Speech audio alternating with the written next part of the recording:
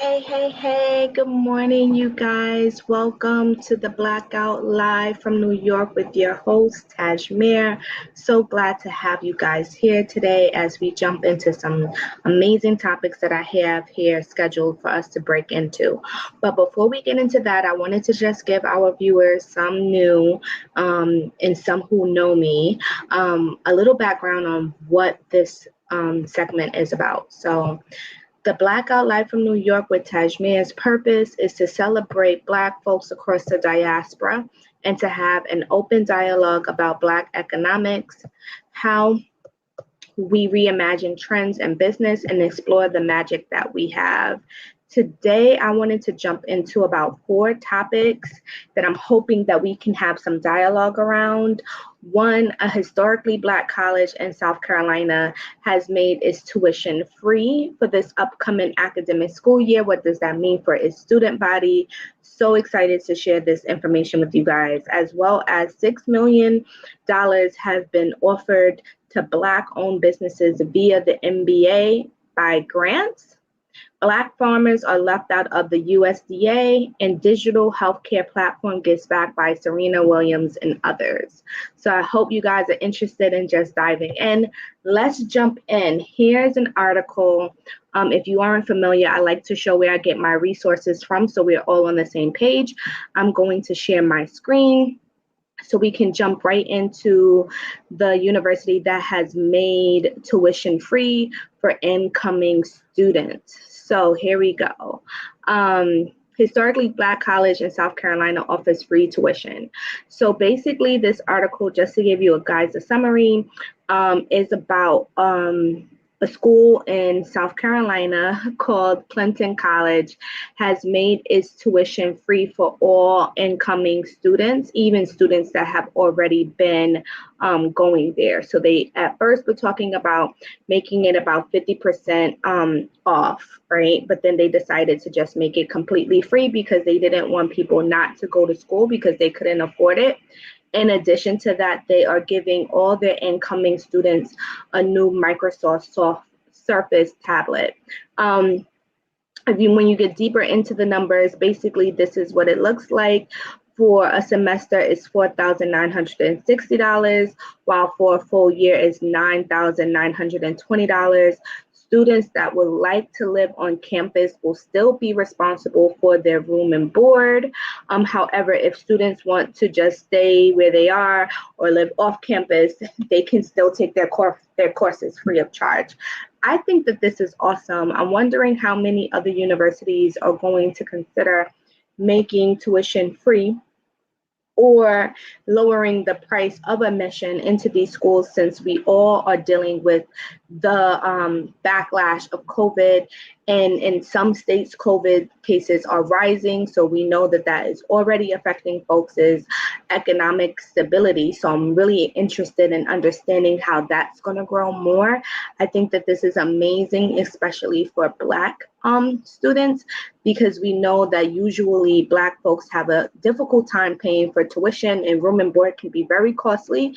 So this makes entering college a lot more affordable for Black folks. So I am so interested in seeing how this becomes maybe a trend for universities across the states and how they're going to deal with continuing to keep their school doors open.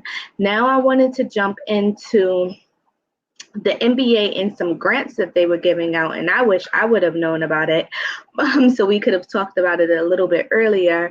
But here is my screen on that. Bear with me one moment. So here, the NBA basically awarded 22 different businesses and or organizations to split the $6 million in grants, one of which is called Black Girls Venture.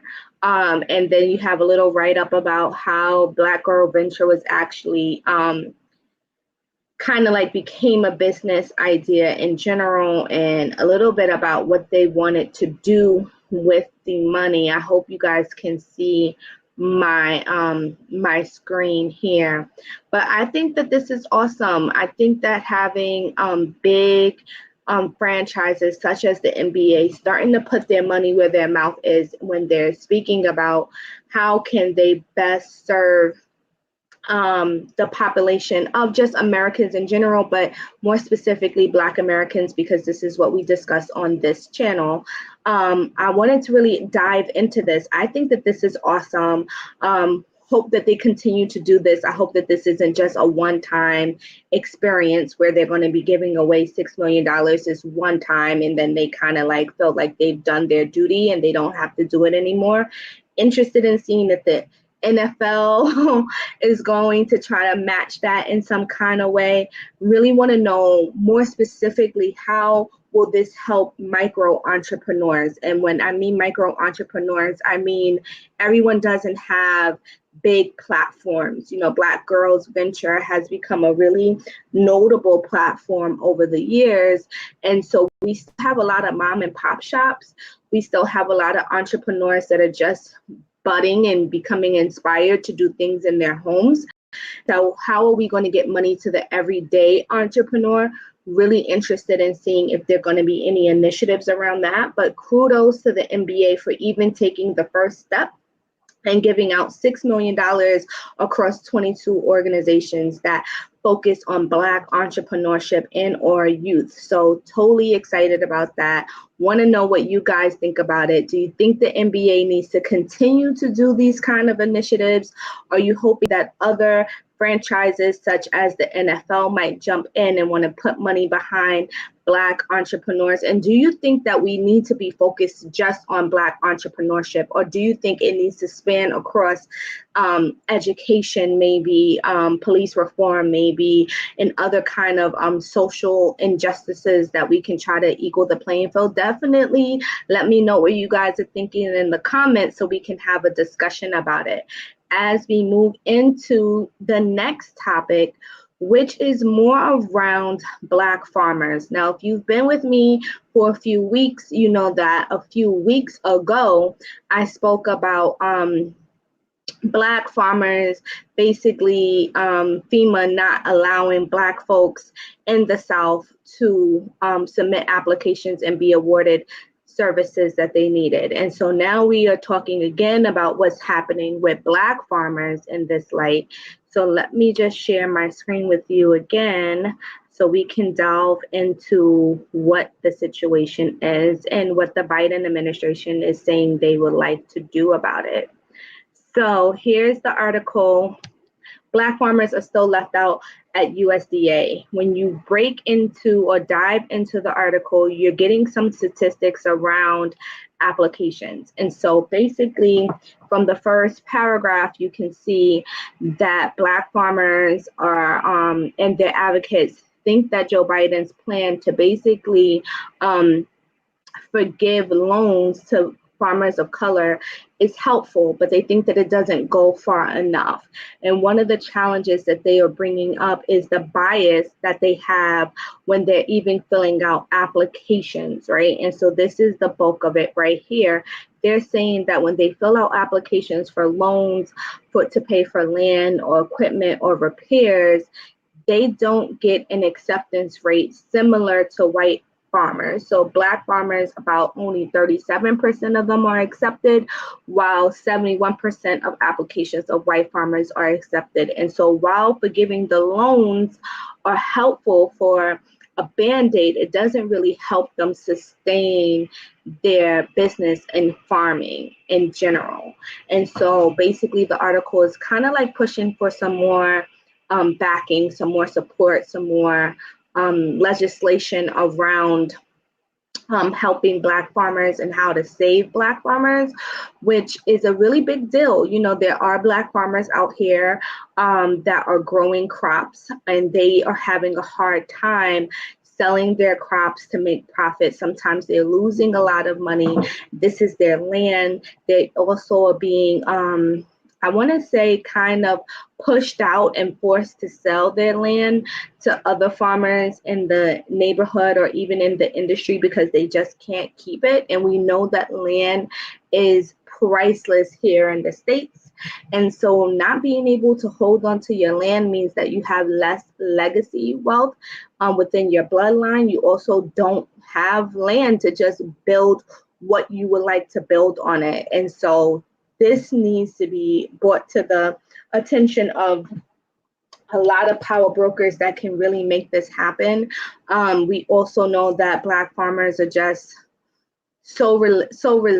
relentless in trying to keep their businesses going. So I am hoping that Joe Biden doesn't keep doing these band-aid approaches, as we learned last week around reparations. He gives a little, but he doesn't really go far enough in any of his policies around Black folks and Black Americans, right? So when we talked last week, we reviewed his new, thoughts around reparations, which really isn't anything new, to be quite honest. In the article that we went through last week, he basically was saying like, hey, I am going to say we can do a study on reparations, but if anything comes out of it, it would have to be around racial equality, which basically means, long and short of it, I can't make a policy determination just for Black folks. If I'm going to do anything to help Black people, it has to help all people, right? And so very similar to this of like, hey, I'm going to forgive these loans, but I don't want to push the envelope too far in order to start, restructuring the USDA and figuring out what's really going on with these applications not being approved, and also what kind of supports can we give Black farmers in order to get their applications approved more often, right? He doesn't want to take these kind of steps, and I think that we as Black folks need to hold him a little bit more accountable for what he says he's doing for us, when in reality, we're not really getting much out of it, right? So this goes back to my platform of like, folks are always asking for the Black vote, but then they only want to give us minority or racial equality justice. And so I'll get off my soapbox for that right now. And then I wanted to turn into Serena Williams and others backing this digital startup called HUED. I'm really interested in learning more about it. I don't really know very much, but I think that it's super cool and awesome that a lot of folks are stepping in to filling certain gaps and really putting their money back into their Black community. So I'm really, really, really excited about it.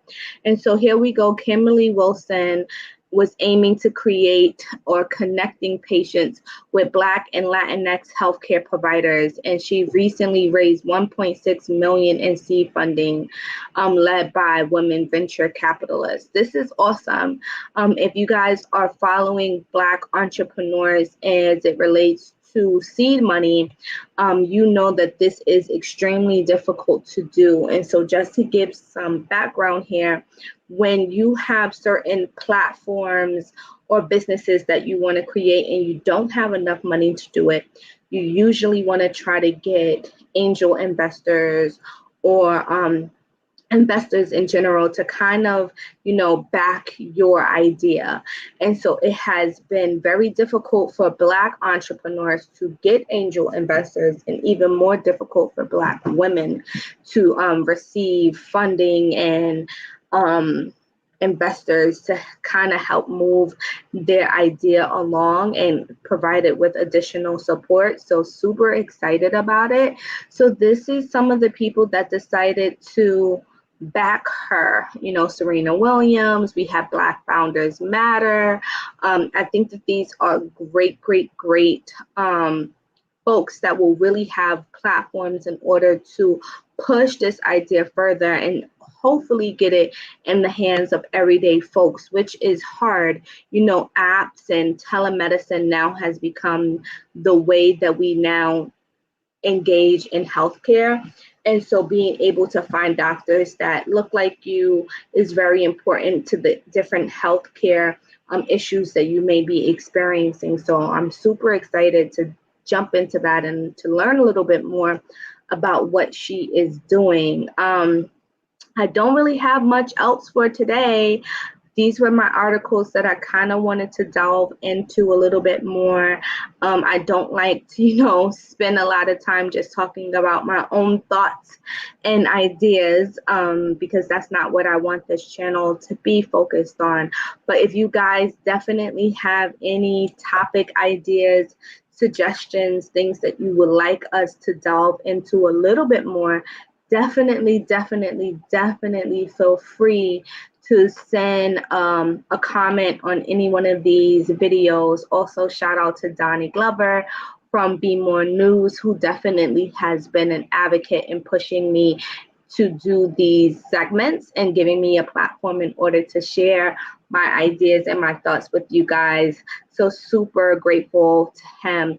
Again, this is Tasemere with the Blackout live from New York. I'll give you guys a recap on what we went over today and a little recap about this segment in general. The Blackout live from New York with Tasemere's purpose is to celebrate Black folks across the diaspora and to have an open dialogue about Black economics, how we reimagine trends in business, and explore the magic that we have. Today's segment, we explored historically Black college in South Carolina and free tuition. We learned that I think it was Clinton College out in South Carolina is definitely giving free tuition to all students for a semester. I think it was almost about $4,900 and some odd dollars, and for full tuition, it was almost close to $10,000 that they are going to be giving to free to all of their students, along with a Microsoft Surface tablet. If students wanted to live on campus, they definitely will still be responsible for their room and board, but the tuition aspect is free. We then went into the NBA giving out $6 million in grants to Black-owned businesses, and the $6 million is divided among 22 organizations. One of which is Black. Let me get the right article here, because I do not want to give out wrong information. In one of the groups that received money. One moment, bear with me as I do my recap some justice.